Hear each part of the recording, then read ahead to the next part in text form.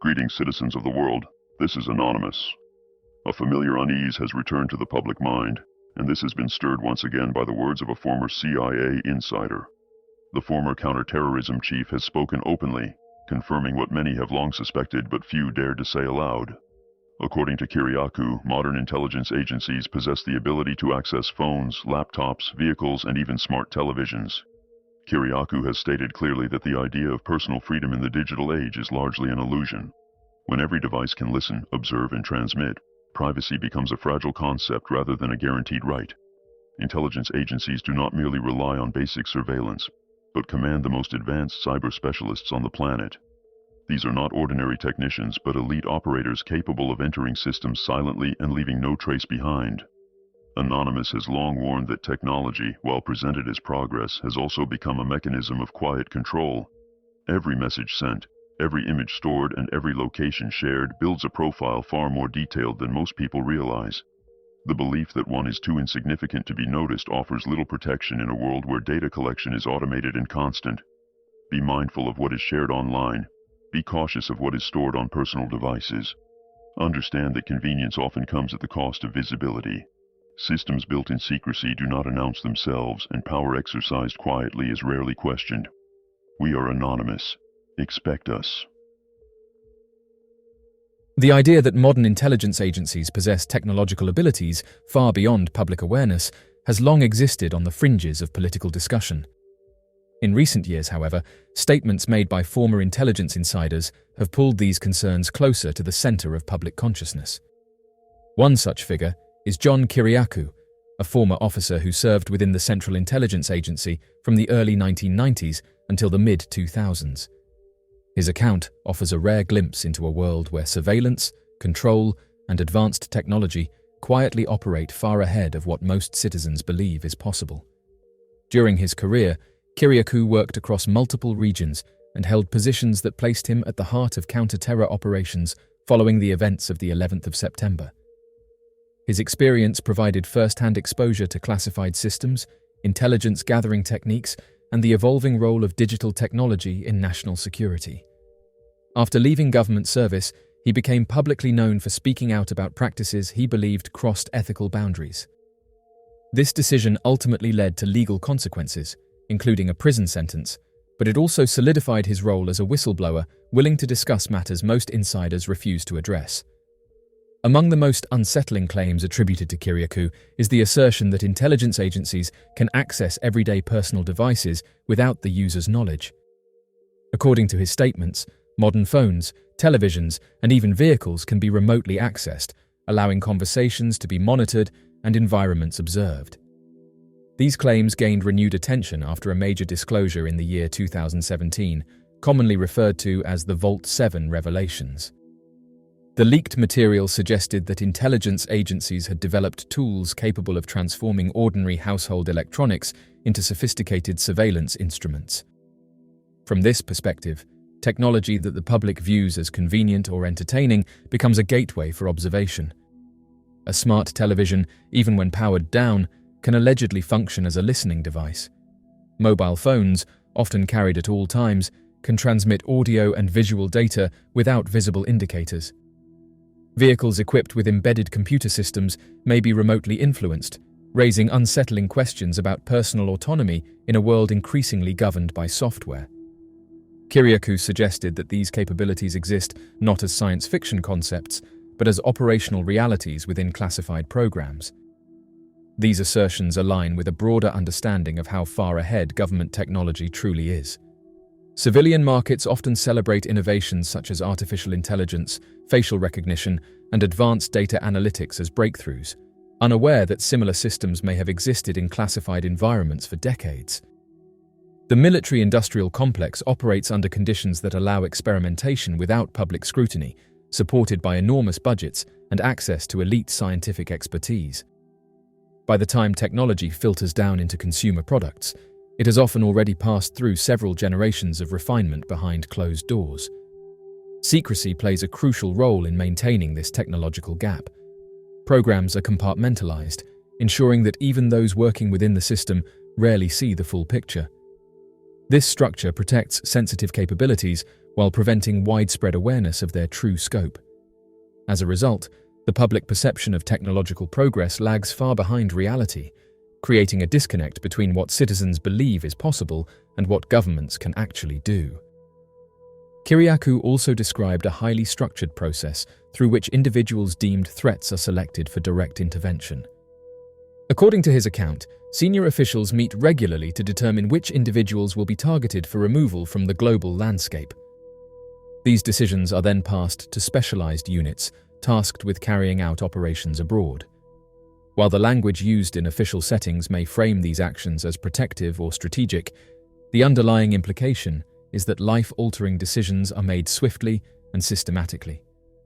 Such claims reinforce the idea that power is exercised quietly, often without public oversight or debate. The advanced technology supporting these operations enables precision, speed, and deniability, further distancing the process from democratic accountability. When combined with surveillance capabilities that can observe nearly anyone at any time, the result is an intelligence apparatus of unprecedented reach. Despite the alarming nature of these revelations, Kiriakou has also suggested that most people are unlikely to be directly affected. Intelligence resources, while vast, are still focused on individuals deemed significant within geopolitical or security contexts. For the average person, the most effective form of protection may simply be anonymity and obscurity.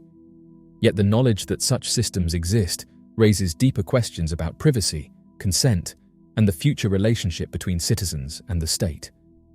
Historically, whenever classified technologies have eventually been acknowledged, public reaction has ranged from disbelief to shock. From mass surveillance programs to advanced aerial vehicles, each revelation has confirmed that governments were operating far ahead of public understanding. This pattern suggests that current undisclosed systems may be even more sophisticated, potentially involving capabilities that challenge conventional ideas about freedom and autonomy. In this context, Kiriakou's statements are not isolated claims, but part of a broader narrative about secrecy and power in the modern age. They highlight a world in which technology does not merely serve convenience, but functions as a tool of observation and control. Whether viewed as necessary for security or troubling in its implications, the reality described points to a future where the boundaries between private life and state oversight continue to blur. Ultimately, these revelations force society to confront uncomfortable truths. Governments are not simply reacting to technological change, they are shaping it far beyond public view. The devices people rely on daily may already be integrated into systems of observation that operate silently and efficiently. As history has shown, what remains hidden today may become common knowledge tomorrow, leaving the public to grapple with how long such power has existed and how deeply it has already reshaped the world. In February 2021, an alarming incident unfolded at a water treatment plant in the small city of Oldsmar, Florida, which serves approximately 15,000 residents. A plant operator noticed something unusual on his computer screen. His mouse cursor was moving independently, seemingly controlled by an unseen force. Initially, the operator assumed it was a minor technical glitch. However, as the movement persisted, he quickly realized that someone was remotely accessing his computer. Acting on instinct and experience, he monitored the screen as a series of strange commands began to appear. It soon became clear that this was not a routine issue, but a cyber attack. Authorities later confirmed that a hacker had infiltrated the water treatment system and attempted to poison the city's water supply by increasing the levels of sodium hydroxide, commonly known as lye, to dangerous concentrations. Anonymous, the decentralized hacking group, has since reported on the incident, shedding light on how an external actor nearly compromised the safety of an entire community. While the hacker's identity remains unknown, the ease with which they accessed a critical infrastructure system has sparked widespread concern and discussions about cybersecurity in vital public services.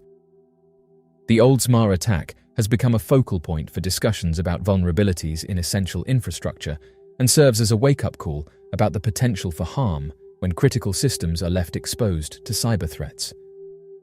The attack unfolded in a manner that underscores the importance of vigilance among those who manage and operate essential public utilities.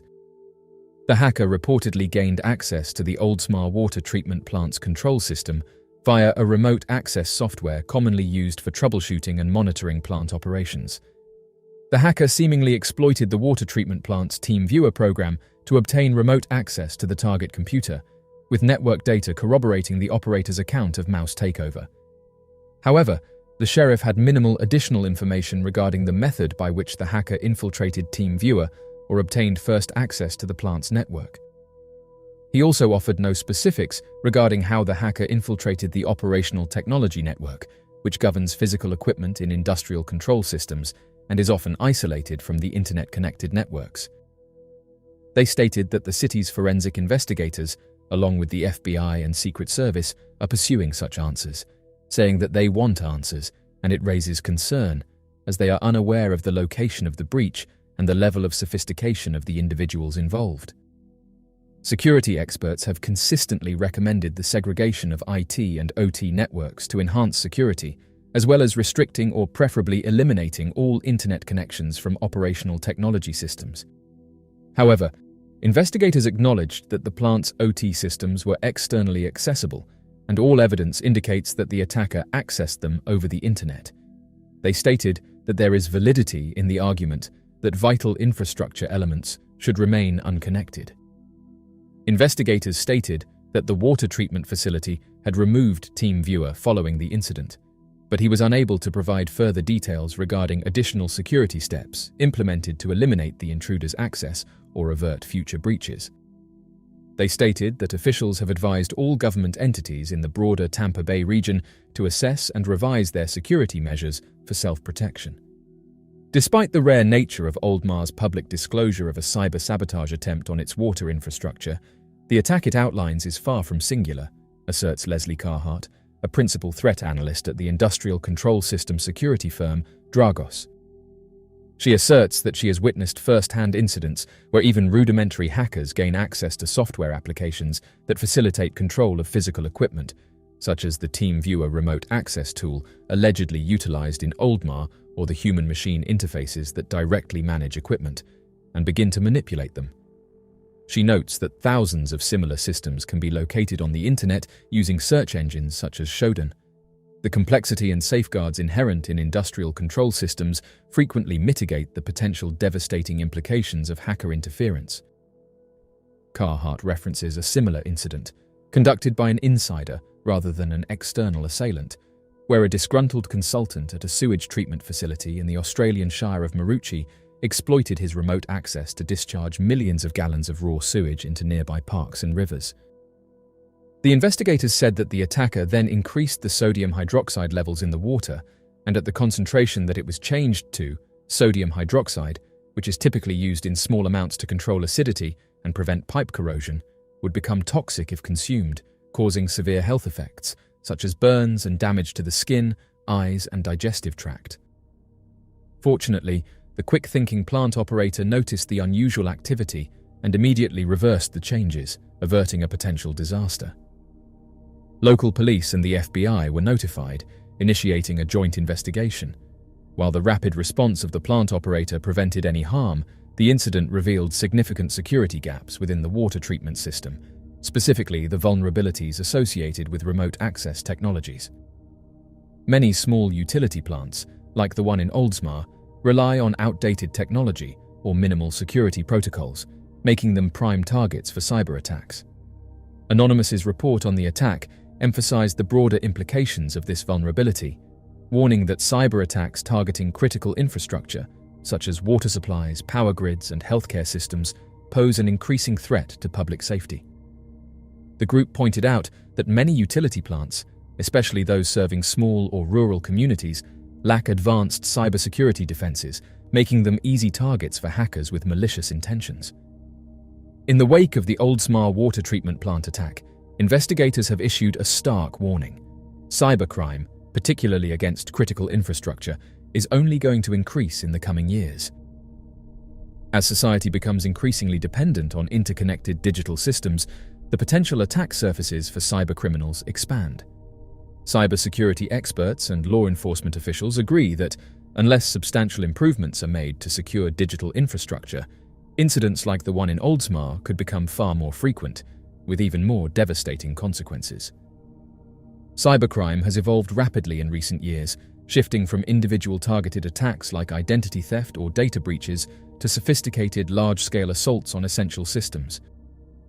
Today, hackers have a wide array of tools at their disposal to exploit vulnerabilities in everything from healthcare networks to energy grids, and the motivations for such attacks have grown increasingly varied.